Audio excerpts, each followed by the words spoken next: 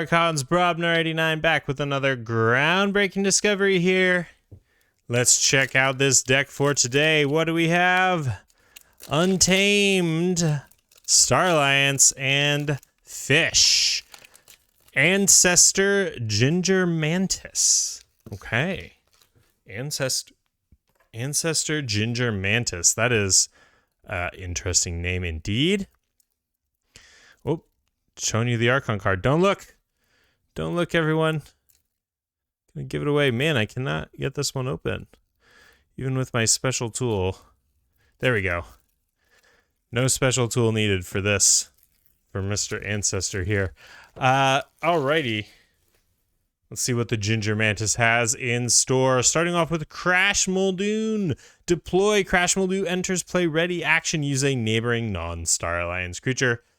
Strong potential, especially with some of those crazy good effects out of Unfathomable. Dr. Driscoll. Elusive action. Heal. Do damage from a creature. Gain 1 for each damage healed in this way. Not a super impressive card. This is CH337A Chisa? I'm not sure. Elusive, 3 power. While the tide is high, each of Chisa's neighbors gains elusive. Stunner, upgrade. This creature gains fight/reap. You may stun a creature. A second stunner, okay. Ambervac, play, raise the tide. This creature gains at the start of your turn if the tide is high. Capture 2. A lot of people not super fond of this card. I think it can be a really, it can make a creature that your opponent would just leave around for no reason, like this one. It can make this creature a must kill because otherwise they keep capturing Amber, especially if your opponent is not playing Dark Tidings. And it lets you raise the tide, which is good. Second Ambervac, okay. CR Officer Hawkins, 2 power, deploy. Play, gain 1 for each of CR Officer Hawkins' non-Star Alliance neighbors, excuse me.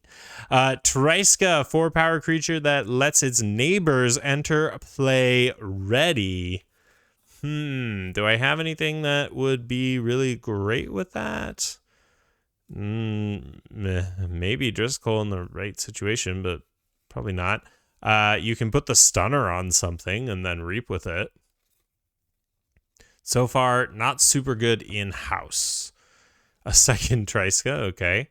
Kincan, 2 power elusive. After a player chooses an active house, which matches no cards in play, steal 1. Your Discord, use a friendly non-Star Alliance creature. Return up to 2 friendly creatures from... and each upgrade attached to them to their owner's hand. Okay, so this could actually work really well with Hawkins. So if you have 2 creatures that non-Star Alliance creatures, you can deploy it, gain 1 for each, attach the stunner to it, or both stunners to it if you're lucky, and then pick it up and do that again. That's, 8 amber right there? If you've got everything lined up perfectly, that's pretty good. On to Unfathomable. We've got Abandoned Ship. Amber pip on it. Return a creature to its owner's hands. If the tide is high, return 4 creatures to their owner's hands instead. Not too bad.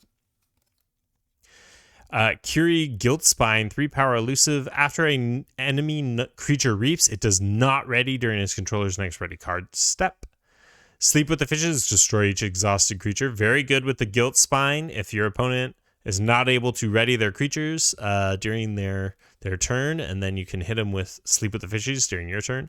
Brain Drain, look at your opponent's hand, choose a card from it, and put it on top of their deck. Very nice. Bubbles, put an enemy creature on top of its owner's deck. 5 power creature. Flamegill Enforcer, after your opponent raises the tide. Enrage, Flamegill Enforcer, action capture 3. Frigorific Grog, exhaust a creature or artifact. Very good with Sleep with the Fishes. Guiltspine Netcaster brings in 2 capture enhancements. Reap, exhaust a creature, also good with Sleep with the Fishes. Horrid Cyan, 4 power creature with poison, not bad. Maelstrom, put each creature on top of its owner's deck in a random order, gain 2 chains. This could be pretty decent in this deck depending on what we have out. Officer Hawkins playing again. It could be okay to play that down again if you're able to put out, play Maelstrom,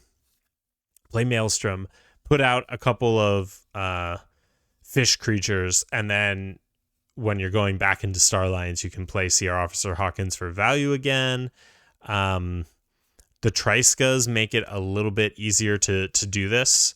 If you have the Tryskas and you end up playing them again with some other creatures from Star Alliance, that makes Maelstrom a little bit better for you. So, you know, in the right situation, Maelstrom can be very, very powerful. Storm Surge, your opponent cannot ready cards during their next ready card step on their next turn. Excellent. Very good with Sleep with the Fishies. 2 of them, even better. Love it. All right, on to Untamed. Primal Relic is an artifact. Put 4 Amber on Primal Relic from the common supply. Give 3 creatures a +1 power counter. At the start of each player's turn, if they control creatures with a total of 20 power or higher, move each Amber from Primal Relic to that player's pool. How viable is that with what we have so far? We have... It's not too bad. Like, a lot of smaller creatures, but a few bigger ones. 4 power is fairly big. So, this might work. This might work for us.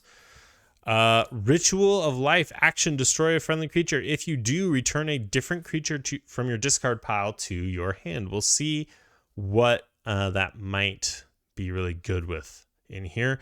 Beach Day. Return a creature to its owner's hand. If the tide is high, gain 1.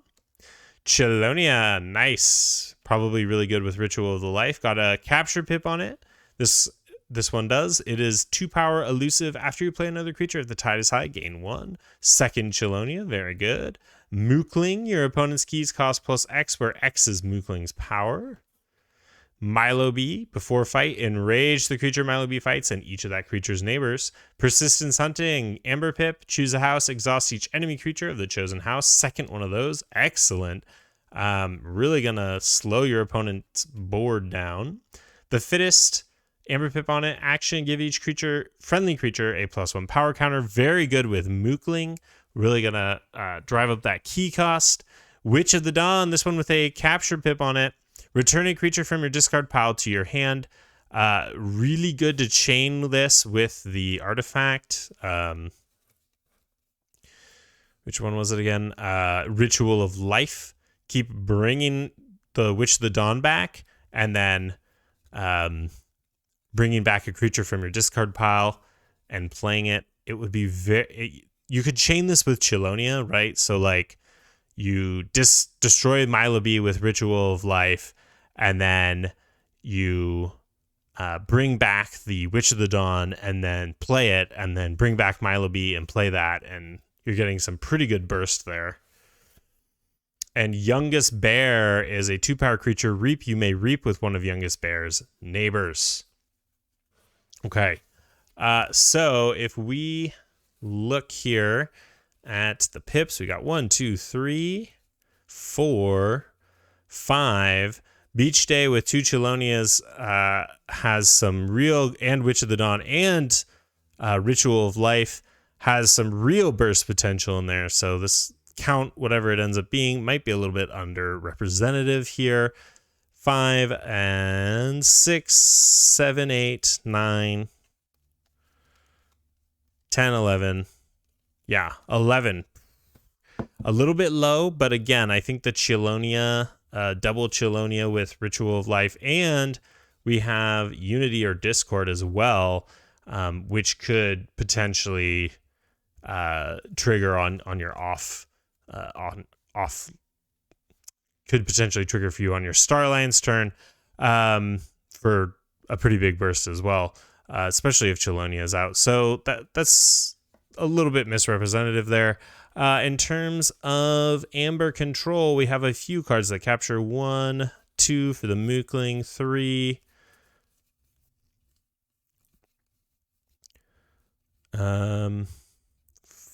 4. Do we count the Flamegill Enforcer? I don't know.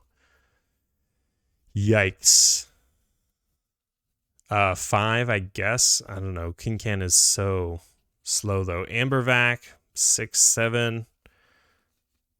So there's 7 cards that do Amber Control, but it is very, very minimal Amber Control, and it's slow and situational, like Ambervac and Flamegill Enforcer. So Amber Control is definitely a very weak point in this deck. You're going to need to get Amber very fast, and I think it's going to be very challenging to do that with what we have in here. If we do a quick creature count, we got 1, 2, 3, 4, 5, 6, 7, 8, 9, 10, 11, 12, 13, 14, 15, 16, 17, 18 creatures. So a decent count. Yeah, I mean, a lot of creatures and a lot of burst potential with the Chelonias and stuff, but Mookling is really your best, most viable Amber Control. And you do have some ways to bring it back with Witch of the Dawn and the Ritual of Life, but that's tricky. That is very tricky to make that happen there. So I'd be a little bit concerned about the Amber Control in here. In terms of board control, these are, they slow your opponent down, but we can definitely count Maelstrom, 1, 2, we can count them, 3, 4, 5, 6, 7, 8, no, sorry, 7. Stunners, 8, 9. So there's a okay amount of board control. Maelstrom could possibly be good. It might be really bad. I mean, there's 18 creatures, so, but it could be okay if you have like a couple Chelonias and some other creatures out that you don't mind just like going back and playing it again. So it's possible. The last thing to look at here is tide control, which are going to be very important for the Mooklings, and I don't think we have much, if any, here. Do we have anything that does tide control?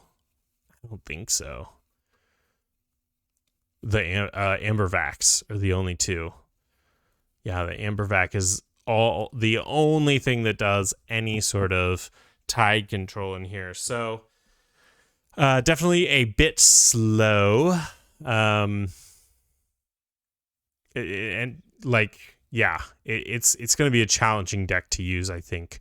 The burst, but no key cheat, relatively low minimal Amber Control, a little bit of house cheating here, some neat tricks that it can do with like Unity or Discord and the upgrades, or some Chelonia nonsense with the Ritual of Life and Witch of the Dawn.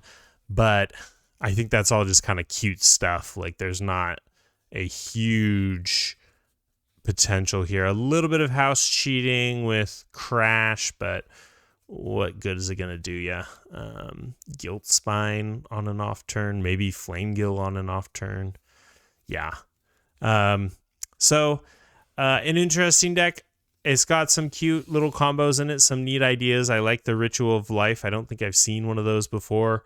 But not going to be the strongest is Ancestor Gingermantis here.